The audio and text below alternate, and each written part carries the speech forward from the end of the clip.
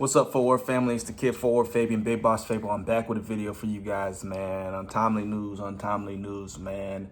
Dustin Diamond, aka SCREECH from Saved by the Bell, had passed away today, man, due to a battle with cancer. R.I.P. Big Dog, man. Saved by the Bell, legendary classic TV show, TV series, man. And as a kid, even though it was before my time, you know, growing up in the 90s, I was still watching and rocking with it, man, into my like early teens, you know what I mean? Like early 2000s and stuff like that. It's just, it's one of those like iconic kind of shows, you know what I mean? That people will always revisit. It'll always be in history. And just wanted to take time out to say rest in peace and make this piece of content right here. I have the top 10 Saved by the Bell moments. And this is a fairly older video that was on Miss Mojo's channel. It dropped in 2018, but you know, just reminiscing, taking time to show respect, pay homage and all that stuff to the show, and as well as Dustin Diamond, man. RIP once again. So let's hop into this reaction, man. Like, comment, subscribe, hit the notification bell, man. Follow me on Instagram and Twitter at Fort Worth Fabian, man. Let's get into this. Let's go. These are hilarious, heartbreaking, and all-around feel-good moments from Bayside High. Welcome to Ms. Mojo, and today we're counting down our picks for the top 10 moments on Saved by the Bell. Let's get some SCREECH clips in here, man. So be sure to subscribe to our channel and ring the bell to get notified about our latest videos. For this list, we're looking at the most iconic scenes from the 1989 to 1993 run of the high school program. Number 10, Snow White and the Seven Dorks. That brings our play to its conclusion. Some things we said might have been a bit confusing, but we gave you romance and a lot of laughter. In this episode, which was broadcast towards the end of this popular after-school show's run, Zack, Kelly, Slater, and Jesse are all staging a production of Snow White and the Seven Dwarfs. Except it's Snow White and the Seven Dorks, and they're going to be rapping their lines, because it was the early 90s. Enough said. Look, you sexist pigs, and that's no lie. You can treat me like this, and I'll stay at the Y. A love quadrangle develops when Jesse and Zack realize they have to kiss, and Kelly and Slater get jealous. But the real magic is the rap itself. While it's great on its own, it takes a real SBTB twist when Zack changes up the rhymes to reunite Jesse and Slater and win back his true love fair. Me and Snow White was nothing but hype. Oh, I like her alright, but see, she's not my type. Number 9, oil spill. Bayside strikes it rich when they learn that their school's football field is sitting on untapped oil. Guys, we struck oil. No, we didn't. We just hit a pipe. Most of the students, except eventually the socially conscious Jesse, are thrilled and start dating. You know, I don't really recall the whole dynamic of their friendship, like, you know, and like, because Zack was like a popular kid, you know what I mean? So it's like, even Slater was, you know what I mean? So it's kind of like the dynamic of having SCREECH fit into them. I know they was all cool, you know what I mean? Because he was like the nerdy type. But I don't know, man. Refresh my memory if you guys remember. Dreaming about what they will do with all that extra money. Because trickle-down economics, right? I'm going to shop.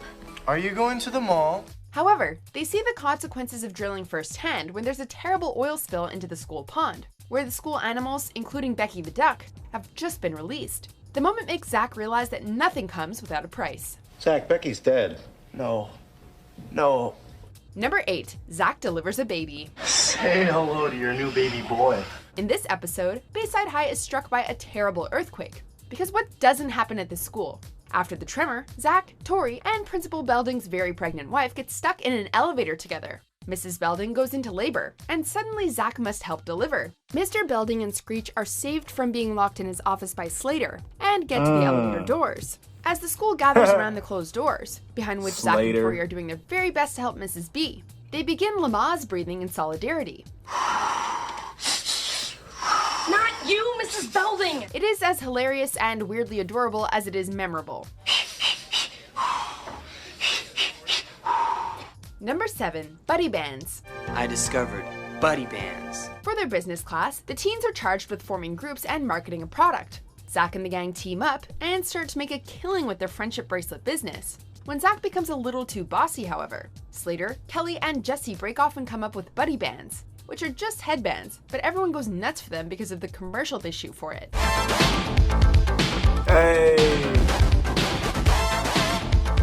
For the time, it was supposed to be too cool for school, and it still works in the episode as a whole. However, on its own, it's both campy and amazing, so pretty much classic Saved by the Bell content. Buddy bands. Hey, They were. Number 6, Zack and Kelly break up. Can we still be friends? The moment that made teens everywhere wonder whether true love really existed. Kelly starts working at the Max to save a little extra money in ordy to buy a dress for the school's costume ball. While at first she's excited to go with Zack, she soon starts to develop feelings for her boss, Jeff. At the dance, Zack and Kelly are named king and queen, but it soon becomes obvious that her thoughts are elsewhere. Kelly, you're the most beautiful queen I've ever seen. Thanks, Jeff. Outside, they talk about where their relationship is going and whether or not Talk about the ultimate disrespect, man. It's funny because like there's a lot of pranks on YouTube where it's like calling my boyfriend my ex's name, or calling my girlfriend or calling my wife my ex's name, or talking about my ex in my sleep. That's the ultimate disrespect when you call somebody else's name. Sometimes it's an honest mistake, but sometimes you really is thinking about that person. it has a future. In the background, Slater and Jesse sing a Michael Bolton breakup song. As if the knife in our hearts needed an extra twist. Well, hey, how about one last dance? Like that.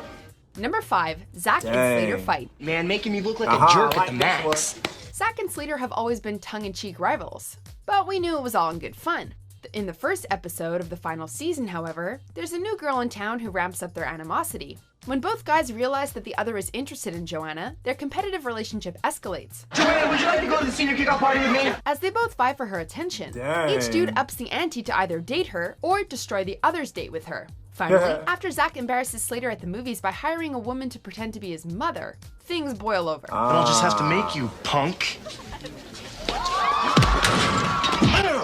Number 4, drug commercial. Don't. That was the episode right there because it was like, you know what Zack and Slater is like? And don't take my word for this, bro. Zack and Slater is like, you was rocking with Slater or you was rocking with Zack. You couldn't be both. I'm just playing. I'm sure there's both. But it's like, bro, it was always that opposite end. It's like, man, I like Zack. But then it's like, man, Slater cool, though. It's like, I still like Slater, but it's like Zack cool. It's like, but I forgot that dynamic that they was always like clashing essentially. But they still was in the same group of friends. Do drugs. As part of an anti-drug campaign, a commercial is being filmed at Bayside, and wouldn't you know it, the gang gets starring roles. But there's something foul afoot. While at a house party, they discover that the Hollywood star who pitched the commercial is a drug user himself. Got some good stuff here. Oh, hey, thanks, man. What's worse, he tries to get Kelly to smoke pot. When Zack and the others find out what happened, they're so disgusted with Johnny's hypocrisy that they walk off the set and go straight to Principal Belding's office to tell him what happened. Fortunately, he has an anchorman friend who can help, and they shoot a new, more legitimate PSA. Dumb. Stupid. Crazy. Dangerous. Lord. Number 3, Lisa and Screech do this. That's the thing, man. Saved by the Bell was so like educational at the same time. Like we can have our little shits and giggles, excuse my language, but it's like, bro, as a kid, you learning something. You know what I mean? And a lot of these 90s sitcoms were like that. They're very educational, man. I've been watching a lot of Fresh Prince of Bel-Air. That's why I say that. That show was like that as well, to where you actually learn something aside from just all laughs. Brain. Hey. In the very first episode of the series, everyone gets super excited when they learn that there's a dance contest at the Max. SCREECH. And it will be hosted by none other than radio personality Casey Kasem. Both Slater and Zack hope to dance with Kelly, but she chooses Slater. We mean, with those moves, it's kind of a no-brainer. Zack and Jesse team up, and Lisa finds a partner too, only to sprain her ankle. I kicked the TV and sprained my ankle. Despite this, Screech steps in and offers to dance with her anyway. Together they come up with a little boogie they call the sprain, and win the contest.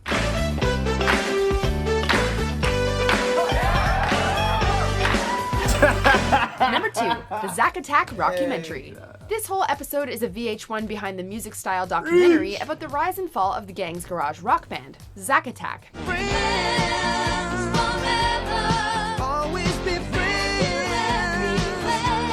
As the band reaches superstardom, things start to inevitably fall apart, and the group goes their separate ways.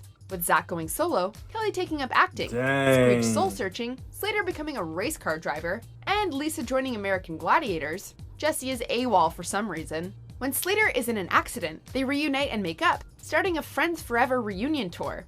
Of course, in the end, it's all a dream. Oh, you said the strangest dream. Will you forget the dream? We've got to practice for the Berkowitz bar mitzvah. Yeah. Okay. It's weird, it's cheesy, but who doesn't get Friends Forever stuck in their head every time?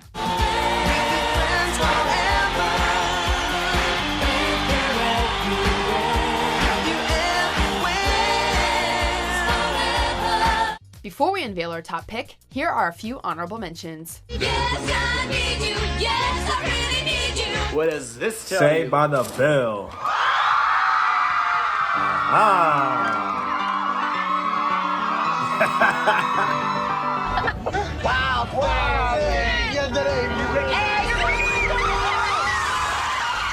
Number 1, Jessie gets high on caffeine pills. Everything will be okay. I just need one of these. There is perhaps no more iconic or parodied moment from the entire series than this one. I'm so excited! I'm so scared! With the pressure mounting to be perfect at school and in her extracurricular activities, Jessie resorts to drastic measures to stay on top of it all. She starts to knock back caffeine pills like they're candy, despite Slater's warnings that they can be highly addictive. Hey, Jesse, these are a lot stronger than coffee. Things seem to be going fine at first, but when Zack finds Jessie asleep when he's supposed to take her to the max for a show, she freaks out and scrambles for her pill, because girl is hooked. Desperate to show she's still in control, Jessie has a total meltdown instead. I'm so excited! I'm so scared! At least she's got a shoulder to cry on. Do you agree with our picks? Check out these other great clips from Oh man, see? It's like they had some real moments on that show, man. Top 10 Saved by the Bell moments. RP Dustin Diamond, RP Screech, man. Oh man, that's reminiscent right there, man. Let me know your thoughts on everything going on once again, man. Condolences to the family, RP Screech, man. He down in the books forever, you know? Catch you guys next time.